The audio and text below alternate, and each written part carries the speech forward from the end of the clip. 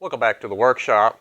I'm going to give you a little video on my Miller's Falls number 5 egg beater drill. I've had this for a long time. I bought it back in 2016 at an antique store in Hershey, Pennsylvania. It is probably the most used antique tool here in the workshop. It is a smaller egg beater drill, and some consider it maybe more of a machinist drill, but I use it for woodworking. So I'll show you the drill and how I use it here in the workshop. Starting out, right here on the handle, you have Miller's Falls Company number 5. The Miller's Falls since, I believe it says 1898. And then more information. It does say Greenfield, Massachusetts, and from what I saw online, if it says Greenfield, Massachusetts, it would be made after 1931, sometime after that. The style of this, or the number 5 itself, goes back to the late 19th century. But it went through some different variations and got to the point where it was here and then even beyond that. Now, my drill does not have the handle, the side handle. Didn't come with that. And I've never made any attempt to make one or try to find one because I just don't need it. Otherwise, another thing is on the bail here, or on the gear here, there's a piece missing. And I'm not sure if that was intentional or if it broke out. It's very raw down there, but it is also an almost complete round part there. So I am just not sure if that was intentional or it broke out from use. There is no way in which it works that it would seem like missing that would be advantageous for you. So I'm not sure what happened there. Otherwise, and I don't know what kind of wood we've got going on with this. Earlier kinds had a certain kind of wood, then they went to a sort of another wood. There was fruit wood there for a while, and then they just stopped using any kind of the special woods entirely. There are areas here right here, where it's been worn, and I can tell that the finish or the color has been removed, and it's showing maybe the original wood. But I have not worked a lot with fruit wood, so I'm not sure if I'd be able to tell what that was. Chuck, just your basic 3-prong chuck, and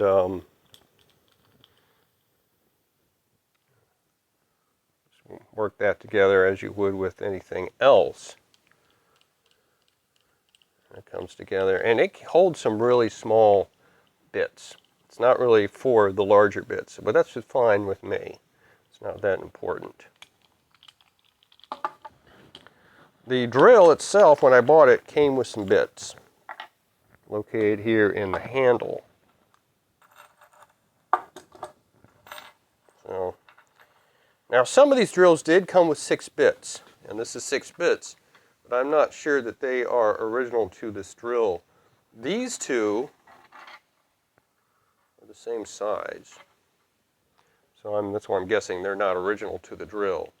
These two are, I think, also the same size. They're very similar. They're very, very small drill bits. And then these two are not the same size, but they're same type. Forget what this is called. You'll see it up here as to what that is referred to. I'll be honest, I don't use these two much at all. I have used them occasionally to try them out, but I don't use them very much on projects. These two, so sometimes when I am, on the rare occasion I use a nail, I might use these two to start a hole for a nail. These two get used quite a bit, especially if I'm pre-drilling for a number 8 wood screw, which is the one I use the most. Either a number 8 or a number 10, I might pre-drill with this one. Otherwise, I'm using drill bits from I have a set of Black & Decker drill bits that I use a lot for pre-drilling for screws. I use sometimes this Cleveland carbon steel drill set that I got from a friend of mine. He was downsizing his antiques, and Home and Farm set number 26. I think I've featured this before in other videos. Sometimes I'll use one of those. The difference is that these have a smooth bore handle or end to them, whereas these have actually a little notch. They have a little notch right here taken out of them. And I can't tell that there's really any significance. There's a significance for this for certain kinds of drills and equipment, but for using the Miller's Falls chuck, it's not important, whether you have that indentation or not. And these two, the two spoonbill bits, do not have that. It's just the others. So I would suspect that these four are all from the same type of set, and these two are separate. Let's go ahead and do some drilling. So I'll start with one of these. This is one of these two bits are used the most.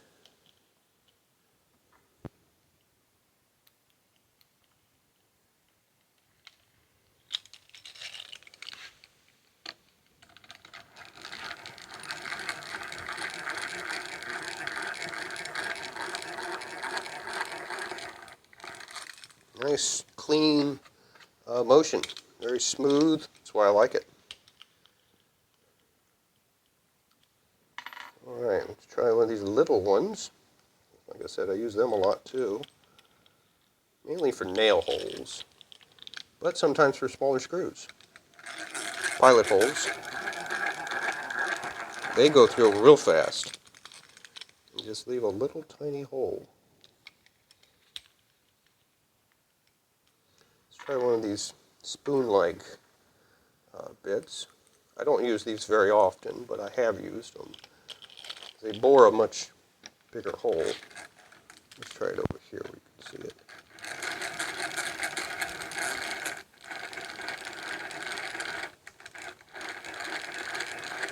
It's almost like a gouge bit, but it makes a wider hole certainly than the other two did. So it does have its uses.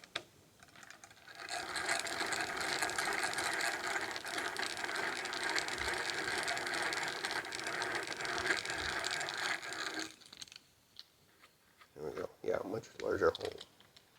This bit is from the Gagnon chest. It says a 15/64 bit, so it's a little bigger.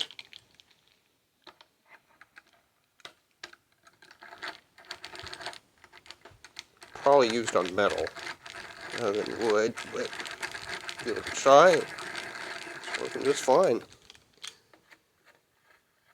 Kind of a ragged hole, because again, it's probably was most of the bits in that machinist chest were probably meant for metal work. So most of them I don't use. I have done some metal work here in the shop, and I use them for that. So I can get a larger bit, but as I said, I'm usually using the bits that came with it, as well as some from some other sets. So smaller type bits are being used most of the time. Something I use this a lot for is for putting in screws, wood screws into holes, making pilot holes first with the bit that came with it, and then putting screws in. And one tool, of course, can do it both.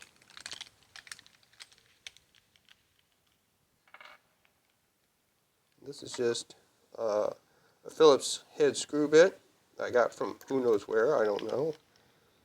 I don't know who made that. It may have come from a set. It may have come from one of the sets I have.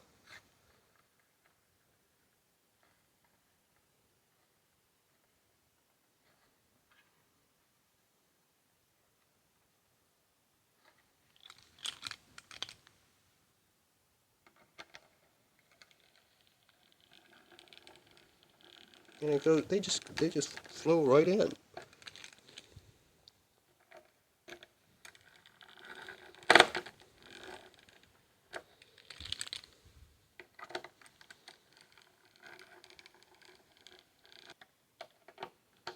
Now these didn't go in all that, smoothly.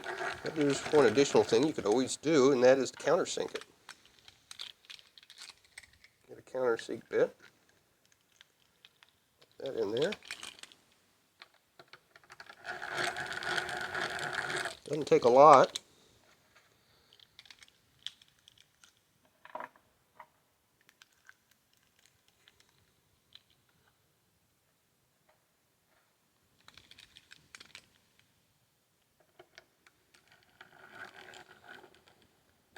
houses in a little better. And every countersink,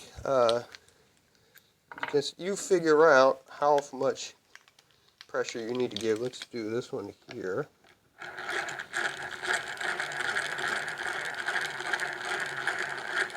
There you go. There's a pretty big countersink hole.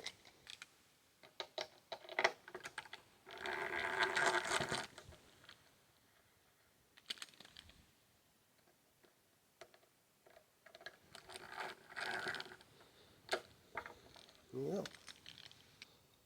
You can achieve a much faster result with a modern power drill, but I enjoy using these old tools, and I think some of you do too. Probably the ones watching this video do.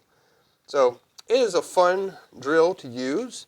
They don't make them like this anymore, that's for sure. The metalworking, the type of metal they're using, the way it's put together. This would have been a painted metal, and the paint is long gone.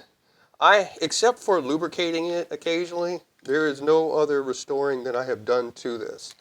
I think I probably took the chuck off and cleaned that off quite a bit. I do that with most of the drills I buy at antique stores just to be sure that I know what's going on up there. And that's a good thing to do when you buy one of these, is to take this off. The the chuck itself are 3 prongs that come together, or in some cases they're 2 prongs if you have one of the older types, and they'll just pop out. There's a spring, just make sure you don't lose it. Clean that all out with, you know, like mineral spirits or that sort of thing, and put it back together, and it'll work for you for years. So that's my Miller's Falls number 5 egg beater drill. Thanks for watching.